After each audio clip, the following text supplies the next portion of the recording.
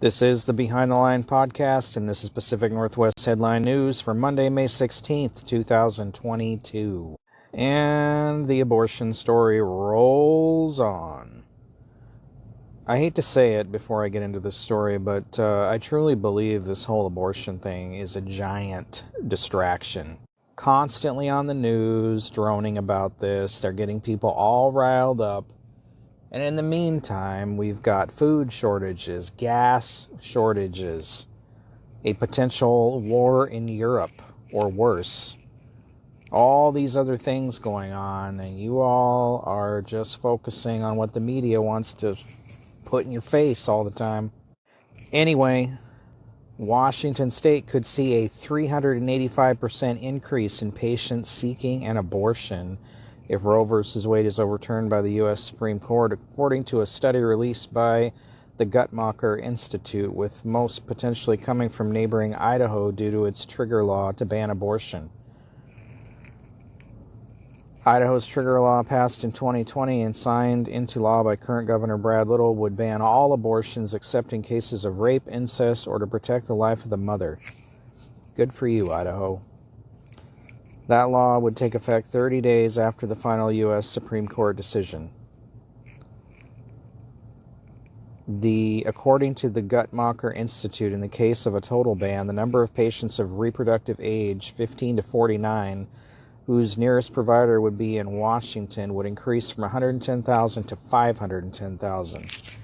230,000 is the maximum number of patients who may travel across state lines from Idaho to seek an abortion. 230,000 people just from Idaho? Come on. In March, Governor Jay Inslee signed a bill prohibiting legal action against people seeking an abortion or anyone who helps them. The bill signing came just days after the legislature in Idaho approved a bill that allows lawsuits by potential family members to enforce a ban on abortions performed after 6 weeks of pregnancy. Governor Little signed the bill a week later. Washington's measure, which takes effect in June, prohibits the state from taking any action against an individual seeking to end their pregnancy or for assisting someone who is pregnant in obtaining an abortion. All this work to kill babies. It makes no sense. 35 teachers in the Marysville school district received layoff notices last week after voters rejected levy measures that would have funded 14 to 18% of the district's overall budget. The district is also not replacing retiring teachers and non-continuing staff. The educational programs and operation levy and the technology and capitals project levy failed at the polls in February and April, with both receiving less than 50% of votes to accept. The district is now assessing its budget for the upcoming school year, and it looks to cut spending by $13.5 million. Other possible reductions in the budget include cuts to athletics, extracurricular activities, and reduced bus routes and additional staff layoffs. People are sick and tired of paying these high taxes for these crappy public school systems in this state. And here's the other problem. The state has dictated all kinds of rules and requirements to these schools that the schools have to pay for, not the state. But if the schools aren't in compliance, then they don't get any state money. And they've gotten themselves into a position where they have to have state money.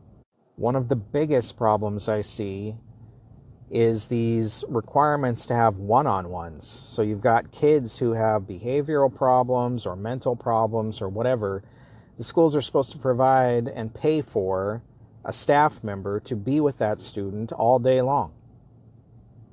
This is taking away from the kids who are actually benefiting from being at school. I'm sorry to say, you may not want to hear that, but that is just the plain truth. And the schools are wasting lots and lots of money on these one-on-ones for these kids who get little to no benefit from being at school other than they're out of their parents' hair or the school is used as a daycare.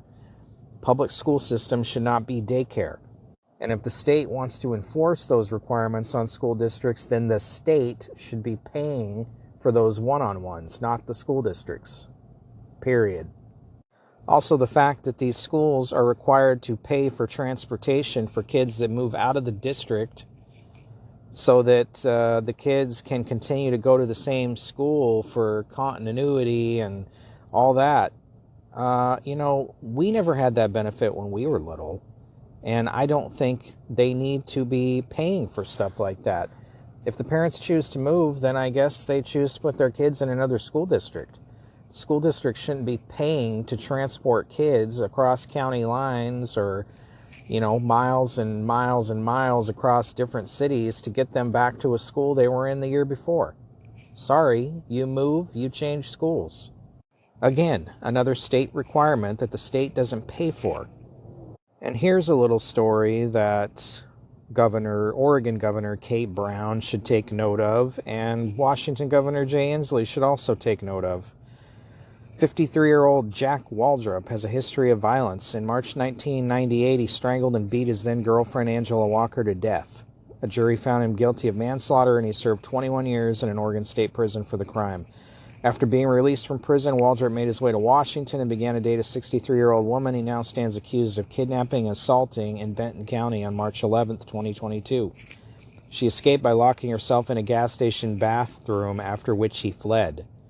4 days after her escape, Mendocino County Sheriff's deputies were patrolling Sherwood Road near Willits, California, when they noticed a pickup truck idling on the shoulder, protruding into the southbound lane. Little did deputies know the driver who drove away and led Mendocino County lawmen on a 12-mile vehicle pursuit was Waldrop, the convicted murderer who had allegedly assaulted and kidnapped his girlfriend just days before. He allegedly told the woman she was going to die today while he had her in custody. The two fought. She fell out of the truck, and Waldrop stomped on her, pulling her hair and punched her back. Then, while driving from Yakima to Snoqualmie Pass, Waldrop continued to threaten and backhand her. They eventually stopped at an Ellensburg gas station where he ordered her to get herself cleaned up. Instead, she took the opportunity to lock herself in the bathroom. When Waldrop began to yell for her, other shoppers intervened and he drove away. Now Waldrop is back in Washington State, where he pled not guilty to the kidnapping and assault charges in Benton County Superior Court. His trial will begin June 13th. But these governors and Democrats believe these people can change. The guy served 21 years for murder, and he changed, right? Take note, Kate Brown. You like to release killers from prison, and this is what happens. And Oregon schools are returning to mask requirements. Oregon's education and health departments are issuing a new school health advisory for continuity of instruction. The new advisory insists schools use their layered approach of preventative measures, including masks, to retain in-person for the balance of the school year. The advisory says a pre-pandemic protocol for respiratory disease outbreak is in place, with the state experiencing a respiratory illness increase as people relax pandemic guidelines. This advisory is in effect from today through August 31st, 2022. ODE, and OHA says they are prioritizing safety protocols needed to continue full-time in-person school for all students. And we know our students learn best in person, where they have access to critical support and services. Today's advisory is a direct response to a change in CDC community levels in 6 Oregon counties during the past 2 weeks and a rise in respiratory disease. Backtracking. It's coming back to the entire West Coast, I guarantee it. Laguna Woods, California, a man opened fire during a lunch reception at a Southern California church on Sunday, killing 1 person and wounding 5 senior citizens before being stopped and hogtied by parishioners in what a sheriff's official called an act of exceptional heroism and bravery.